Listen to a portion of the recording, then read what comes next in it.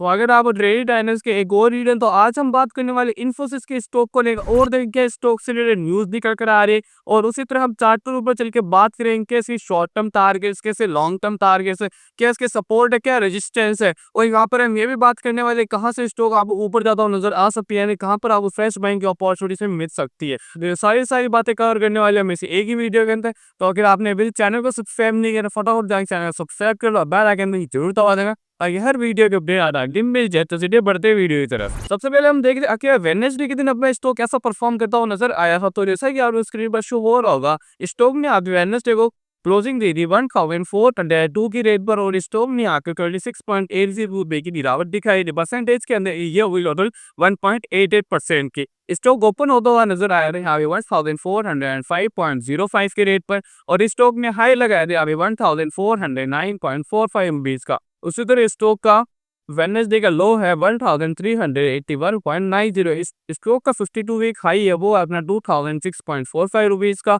और 52 वीक लो है स्टॉक का 1307 रुपीज का। तो ये तो हो गई ओवरऑल बात की आगे वेडनेसडे के दिन अपने स्टॉक कैसा परफॉर्म करता हुआ नजर आया था। अब हम चलते हैं इसकी न्यूज के ऊपर और समझते क्या न्यूज निकल कर आ रही है स्टॉक से रिलेटेड। तो जैसा कि आप यहाँ पे शो न्यूज निकल कर आ रही है, Infosys to announce Q4 results on April 17, यानी कि इन्फोसिस जो कंपनी है वो यहाँ पे अपने Q4 का रिजल्ट अनाउंस करने वाली, वो भी 17 अप्रैल को। यहाँ पे नीचे लिखा है Infosys will report it's Q4 results on April 17 in Q3 it posted 11% year on year growth, यानी कि Q3 के अंदर यहाँ पे year on year profit growth देखने के लिए आई थी जो कि थी 11% की and 2.5 billion in large deal TCV. Despite strong fundamental bearish technicals persist, the stock remains oversold with analysts maintaining a buy range। यानी स्टॉक अगर आप करंटली देखोगे तो बियरिश जोन के अंदर है, लेकिन अभी जो एनालिस्ट है वो यहाँ पे अभी बाय रेटिंग ही देते हुए नजर आ रहे हैं।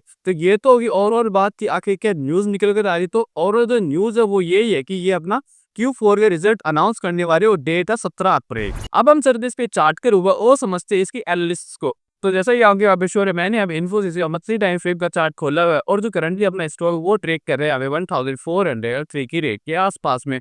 और यहाँ पे अगर मैं यहाँ पे सबसे ज्यादा डिमांड जोन की बात हुई, यानी कहाँ से डिमांड क्रिएट होती हुई नजर आ रही है, यानी बाइंग जोन है वो अब मैं ये वाला लेवल है जो अपना 1250 के आसपास का। यानी कि अगर आप यहाँ पे देखोगे तो यहाँ से 1250 से भी आपकी स्टॉक वापस से यहाँ पे आपको 2000 के लेवल टच करता हुआ नजर आ, यानी यहाँ पे अच्छी खासी यहाँ पे बाई जोन यानी कि बाई डिमांड है यहाँ पे अच्छी खासी। अब मैं लेकर चलता हूँ इसके आपको वीकली टाइम फ्रेम के ऊपर ताकि मैं इसको और डीप के अंदर आपको समझा सकूँ। तो यहाँ पे मैं वीकली चार्ट खोल लेता हूँ और यहाँ पे आपको क्लियरली शो हो रहा होगा कि जो मैंने यहाँ पे एक जो यहाँ पे बाइंग जोन यानी कि यहाँ पे बाइंग डिमांड की लाइन खींची है, ये आपको अच्छी तरह से काम करती हुई नजर आ रही है और जो करंटली स्टॉक है वो इस लाइन के पास ही बढ़ता हुआ नजर आ रहा है।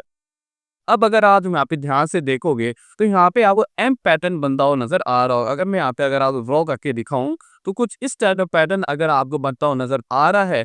तो इसके आगे मैं अगर आपको बताऊं कि अगर ये स्टॉक अब इस लाइन के नीचे निकलता हुआ नजर आता है तो आपको यहाँ से अच्छा खासा फॉल स्टॉक के अंदर देखने के लिए मिल सकता है। और जैसा कि आपको पता है कि यूएस की तरफ से अच्छे खासे टैरिफ यहाँ पे इंडिया के ऊपर इम्प्लीमेंट करे जा रहे, जिसके अंदर जो सबसे ज्यादा फोकस मेरा अभी रहा है वो रहा है आईटी सेक्टर। यानी आईटी सेक्टर में अच्छा खासा यहाँ पे सेल ऑफ देखने के लिए आ रहा है, जिसकी वजह से अगर ये स्टॉक एम पैटर्न को कंफर्मली बना देता है और इस ट्रेंड लाइन के नीचे चला जाता है तो आपने यहाँ से अच्छा खासा नीचे का फॉल देखने के लिए मिल सकता है। लेकिन मेरे हिसाब से यहाँ से ये नीचे नहीं जाना चाहिए। जैसे जैसे न्यूज़ आ रही है, अगर अच्छी न्यूज़ आ जाती है तो यहाँ पे एक बाइंग अपॉर्चुनिटी बनती हुई नजर आ रही है। अगर ये स्टॉक आपको इस लेवल पर आता है और यहाँ से कोई भी एक अच्छी खासी बुलिश कैंडल बनाता हुआ नजर आता है तो स्टॉक आपको यहाँ से वापस से ऊपर जाता हुआ नजर आ सकता है। यहाँ पे एक बाइंग अपॉर्चुनिटी आप देख सकते हो अगर यहाँ पे एक अच्छी खासी बुलिश कैंडल बनती हुई नजर आती है वीकली टाइम फ्रेम के अंदर। तो ये तो और बात की आखिरकार स्टॉक में कौन सा पैटर्न बनता हुआ नजर आ रहा है।